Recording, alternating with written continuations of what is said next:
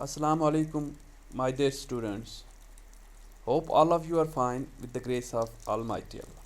Today, our topic is textual questions and exercise work of the poem What Do We Plant When We Plant a Tree?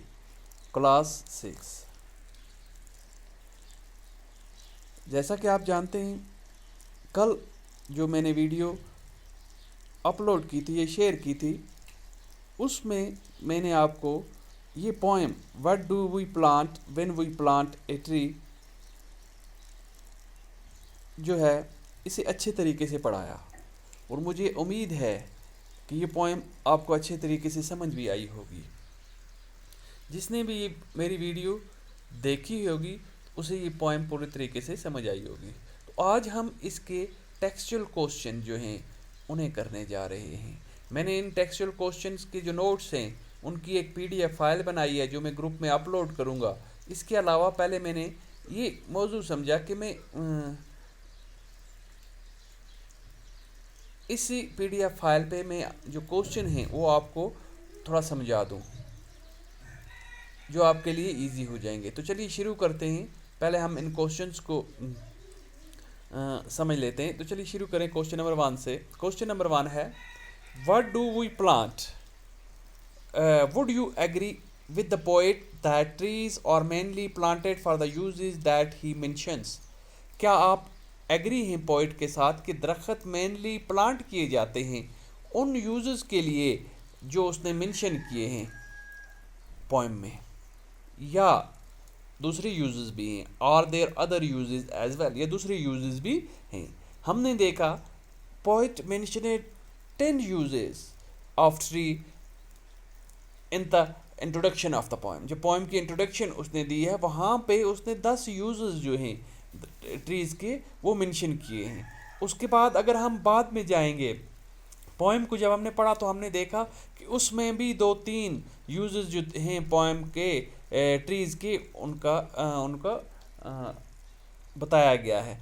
तो poem पढ़ने के बाद ये साफ़ हो जाता है कि ट्रीज़ के जितने भी यूज़ हैं पोइट ने पूरे इस पोएम में उनका जिक्र किया है।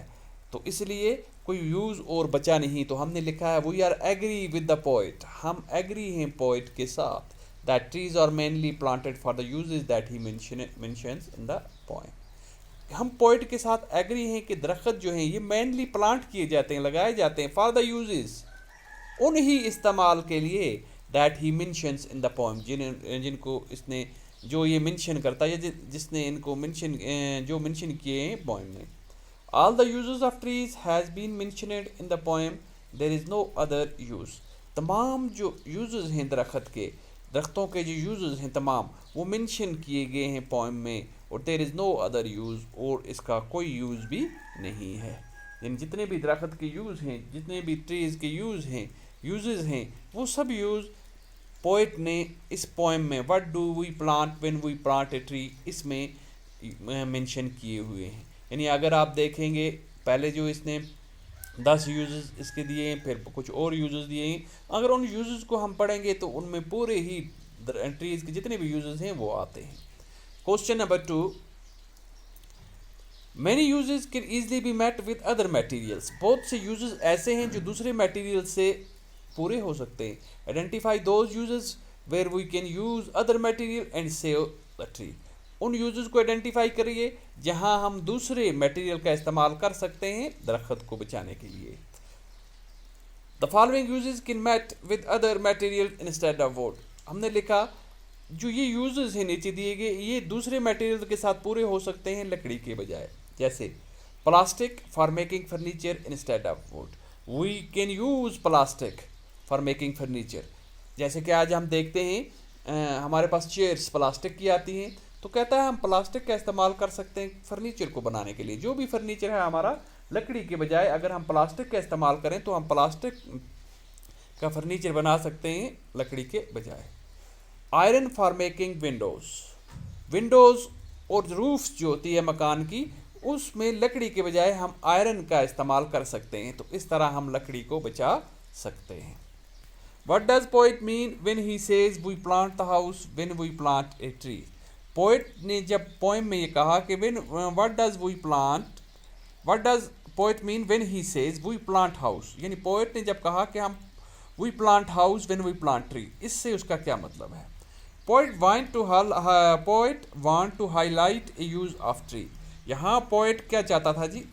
दरख्त के एक इस्तेमाल को हाईलाइट करना चाहता था। एंड मेड इट क्लियर, और उसने इसमें क्लियर भी किया that we plant tree for making house, कि हम दरख्त को प्लांट करते हैं, ट्री को प्लांट करते हैं घर बनाने के लिए। क्योंकि अक्सर आप देखो विलेज में जहाँ पे लोगों के पास पैसे कम होते हैं तो वो ज़्यादातर अपने मकान जो हैं वो वुड के ही बनाते हैं, लकड़ी के ही बनाते हैं। उनकी कोई हाउसेस तो ऐसे होते हैं जो 100% लकड़ी के ही बने होते हैं, और बाकी जो हाउसेस होते हैं उनमें भी मोस्टली वुड ही यूज़ होती है। तो इसलिए these peoples plant house when they plant trees. तो यहाँ पे पोएट का जो ये सेंटेंस है ये पूरा बैठता है कि ये लोग जब दरख्त लगाते हैं तो यही सोच के लगाते हैं कि हम कल इस दरख्त को काट कर अपना घर बनाएंगे। तो इसलिए पोएट ने भी ये लिखा है कि हम जब दरख्त लगाते हैं तो हम एक्चुअल में वो अपना घर लगाते हैं। That is why he said that we plant house when we plant a tree. इसीलिए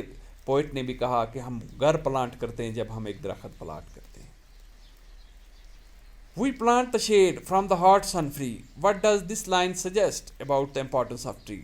ये लाइन ट्रीज की इंपॉर्टेंस के लिए क्या बताती है कि हम शेड प्लांट करते हैं हॉट सन फ्री से, यानी जब सूरज गर्म होता है उसकी आज़ादी के लिए हम शेड प्लांट करते हैं जब हम दरख्त प्लांट करते हैं।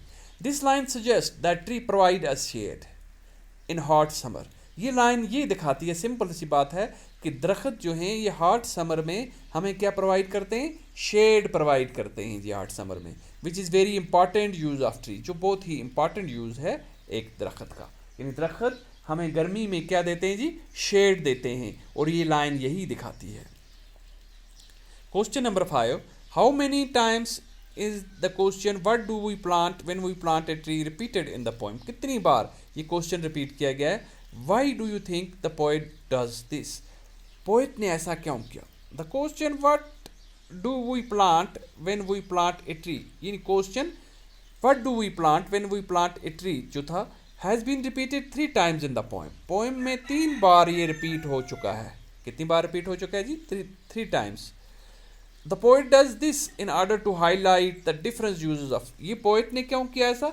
हाईलाइट करने के लिए ट्रीज़ के मुख्तलिफ यूज़ को, ट्रीज़ के जो मुख्तलिफ यूज़ हैं उनको हाईलाइट करने के लिए पोएट ने बार बार ये क्वेश्चन पूछा था कि what does we plant when we plant a tree, हम क्या प्लांट करते हैं जब हम एक दरख्त प्लांट करते हैं। तो बार बार वो ये पूछने की कोशिश करता था, और बार बार इसके आंसर में उसने कहा है sometimes he says that we plant house, sometime he says we plant ship.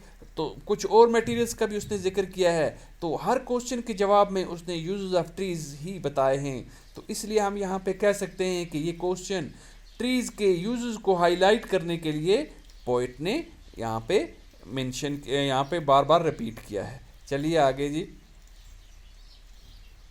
Question number 6 है what will happen if we keep on using trees? क्या होगा अगर हम दरख्त इस्तेमाल ही करते जाएंगे, नए दरख्त नहीं लगाएंगे? If we keep on only using the tree and do not plant new trees then one day the earth look barren. अगर हम दरख्तों का इस्तेमाल करते जाएंगे, नए दरख्त नहीं लगाएंगे, do not plant new trees then one day the earth look barren, फिर एक दिन ज़मीन क्या हो जाएगी? बंजर हो जाएगी। दरख्त सब खत्म हो जाएंगे, ज़मीन बंजर हो जाएगी। There will be imbalance in the environment, environment में इम्बैलेंस होगा, which in turn increase the earth's temperature, जिसका नतीजा क्या होगा जी? ज़मीन का टेम्परेचर बढ़ जाएगा, which is the main cause of global warming, जो ग्लोबल वार्मिंग की मेन वजह भी है। तो अगर हम देखेंगे, अगर हम दरख्त काटते जाएंगे, नए दरख्त नहीं लगाएंगे, तो उनसे क्या होगा कि इम्बैलेंस पैदा होगा एनवायरनमेंट में। हम ये जानते हैं कि दरख्त हमें ऑक्सीजन प्रोवाइड करते हैं। अगर हम दरख्त काट देंगे और नए दरख्त नहीं लगाएंगे तो ये ऑक्सीजन हमें नहीं मिलेगी।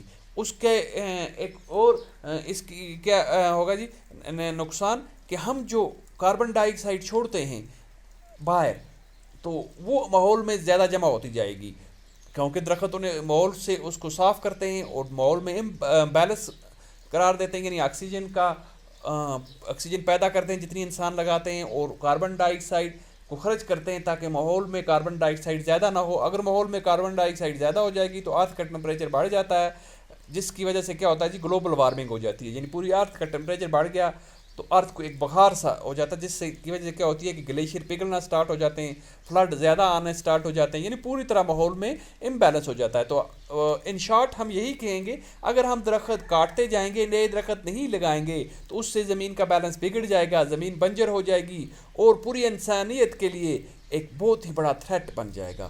तो इसलिए हमें एक दरख्त अगर हम काटें तो हमें उसके बदले में 2 दरख्त लगाने चाहिए, जो हमारे माहौल के लिए, हमारी ज़मीन के लिए बहुत ही फ़ायदेमंद होते हैं।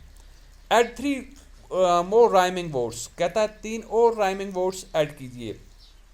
जैसे हमने किए हैं कुछ, जैसे ट्री है, थ्री है, नी है, फ्री है, इसके साथ आप और भी कर सकते हो कोई word, ship, tip, lip, dip, nip, आगे आप और भी लगा सकते हो। नीचे है you, sue, chew, dew, mew वगैरह वगैरह लगा, shed, med, fed, zed, red वगैरह वगैरह। पॉट, कॉट, चाट, माट, यानी आपको इसकी सावण मिलानी है। राइमिंग बोर्ड में आपको वर्ड्स के साथ दूसरे वर्ड की सावण मिलानी है। तो इस तरह राइमिंग वर्ड्स बनते जाते हैं। तो ये थी आपका एक्सरसाइज वर्क इस पोएम का। ये आप फेयर आउट करोगे अपनी अपनी जो स्कूल नोटबुक है उस पर फेयर आउट करोगे और इसको अच्छे तरीके से याद भी करोगे। उम्मीद है कि ये क्वेश्चंस आपको अच्छे तरीके से समझ आए होंगे। बाकी वस्सलाम, अल्लाह हाफिज़।